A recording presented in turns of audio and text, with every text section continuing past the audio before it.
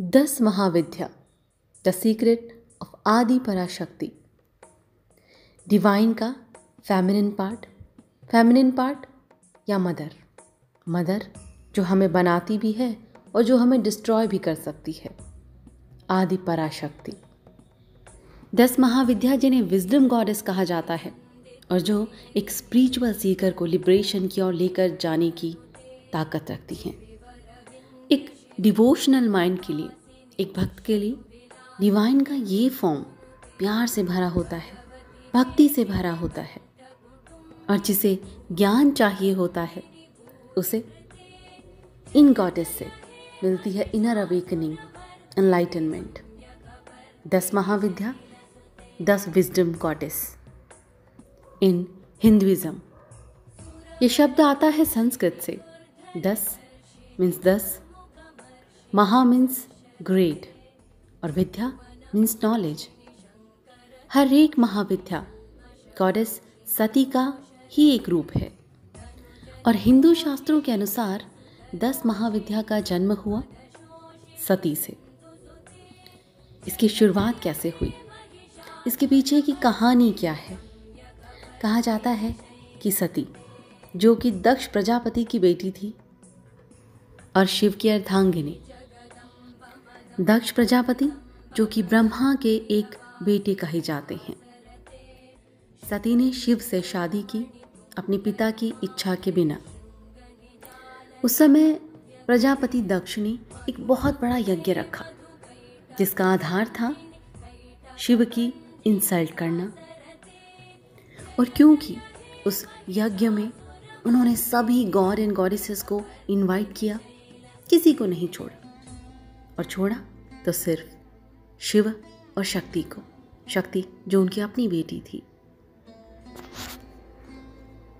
जब नारद मुनि ने इस यज्ञ के बारे में सुना तो उन्होंने शिव से कहा कि सती को जाने दें, क्योंकि एक बेटी को इनविटेशन की ज़रूरत नहीं होती अपने पिता से।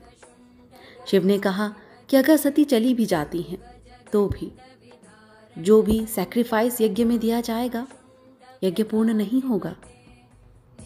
इसीलिए उन्होंने सती को भी वहां जाने से मना कर दिया। और क्योंकि शिवा ने शक्ति को एक इग्नोरेंट लेडी की तरह ट्रीट किया, सती गुस्सा हो गई, क्योंकि वो चाहती थी कि शिवा उन्हें एक इग्नोरेंट लेडी की तरह नहीं, मदर ऑफ यूनिवर्स की तरह देखें। इसीलिए उन्हें अपने रूप दिखाने के लिए सती ने कई रूपों को एक साथ उनके सामने दिखाया, जो दिखाए कि वो मदर ऑफ यूनिवर्स हैं, कि वो डिवाइन मदर हैं, ना कि एक साधारण स्त्री। कहते हैं कि सती के इन रूपों को देखकर उस समय शिव भी इधर उधर छुपने लगे थे, लेकिन वो जहाँ भी जाते डिवाइन मदर उन्हें रोक देती, उनका रास्ता रोक देती। डिवाइन मदर ने अपने आप को इन 10 रूपों में दिखाया और डिवाइन मदर के इन्हीं 10 रूपों को 10 महाविद्या कहा जाता है। हर एक रूप की अपनी एक क्वालिटी है, अपने मंत्रा हैं और अपनी एक स्टोरी है। इसलिए 10 महाविद्या रिप्रेजेंट करती हैं यूनिवर्स के 10 कॉस्मिक पावर्स को। और इन 10 महाविद्या में सबसे पहला फॉर्म जो सती ने लिया वो था माँ काली, महाकाली।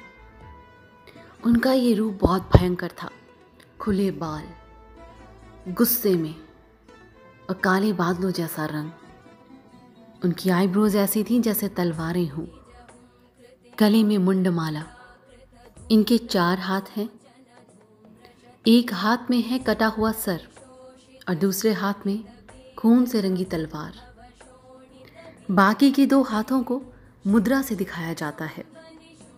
एक हाथ की मुद्रा दिखाती है कि वो आपके सभी डर खत्म कर देंगी, रिलीज कर देंगी, और दूसरी मुद्रा दिखाती है उनकी ब्लेसिंग्स को, कि वो आपको ब्लेसिंग्स भेज रही हैं।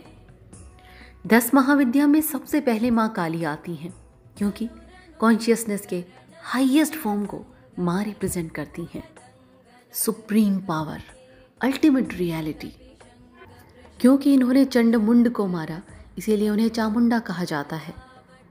रक्तबीज के साथ हुए अपने युद्ध में माँ चामुंडा ने, युद्ध में चामुंडा तब आई हैं जब सभी इस युद्ध में हार से निराश हो चुके थे, और हमेशा यही तो हुआ है।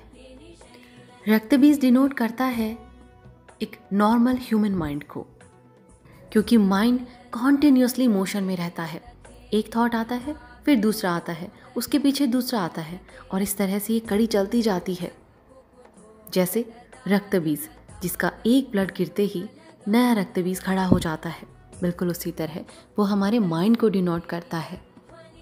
माइंड कभी रेस्ट नहीं करता, और चामुंडा इन विचारों को रोक देती हैं, कंसंट्रेट कर देती हैं, हमारे दिमाग को कंट्रोल कर देती हैं।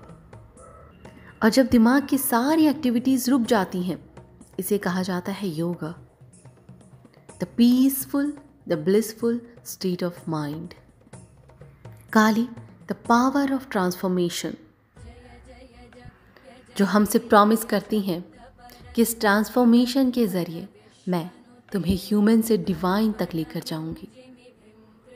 माँ काली की ब्लेसिंग से किसी भी तरह की नेगेटिविटी को दूर किया जा सकता है। उनकी ब्लेसिंग से ब्लैक मैजिक, कर्सेस और किसी भी तरह की इविल आई, नेगेटिविटी हमारे पास नहीं आती। और अगर एस्ट्रोलॉजिकली देखें तो शनि, राहु और केतु इन प्लैनेट्स को माँ की एनर्जी बैलेंस करती हैं। तो कितनी पावरफुल है माँ काली, द पावर ऑफ माँ काली। 10 महाविद्या का दूसरा रूप माँ तारा। माँ सती के इस फॉर्म को, मतलब गॉडेस तारा, इन्हें हिंदुइज्म और बुद्धिज्म में समान रूप से माना जाता है, पूजा जाता है।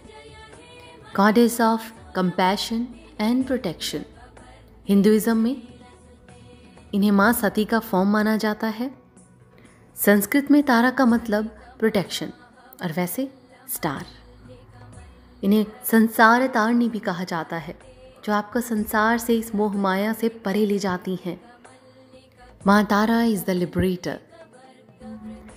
माँ तारा को सबसे पहले दिखाया गया हिंदुइज्म में, उसके बाद बुद्धिज़्म में इन्हें अपनाया गया, और बुद्धिज़्म में कुछ ट्रेडिशंस में इन्हें फीमेल बुद्धा कहा जाता है। तिब्बतन बुद्धिज़्म में इन्हें सबसे ज़्यादा माना जाता है। इनका ओरिजिन माना जाता है समुद्र मंथन के समय, जब समुद्र मंथन किया गया और वहाँ से विष निकला, और उस विष को शिव ने धारण किया इस संसार को बचाने के लिए, डिस्ट्रक्शन से बचाने के लिए। लेकिन विष के इस पावरफुल इफेक्ट से लॉर्ड शिवा अनकॉन्शियस हो गए, और उस समय माँ तारा के फॉर्म में आई। उन्होंने शिव को अपनी गोद में लिया एक बच्चे की तरह, और उनके विष के असर को कम किया। इसीलिए तारा को माँ के रूप में माना जाता है, द यूनिवर्सल मदर। कुछ ट्रेडिशंस में इन्हें वाइट तारा और ग्रीन तारा के फॉर्म में पूजा जाता है।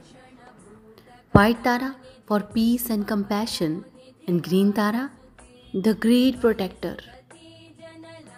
माँ तारा को पानी के बीच में वाइट लोटस पर बैठे दिखाया जाता है, और ये डिनोट करता है कि माँ 3 वर्ल्ड की मदर हैं, heaven, atmosphere and earth, universal mother. वैसे माँ को शमशान तारा की तरह भी देखा जाता है, और जो डिनोट करता है डेथ को। यहाँ डेथ का मतलब है death of ego, false ideas, negative belief. हमारे पास देखने के नज़रिए में फ़र्क है। इन्हें शमशान तारा की तरह ना होकर अगर हम उस डेथ का मतलब हमारे ईगो की डेथ समझें तो कुछ अलग होगा।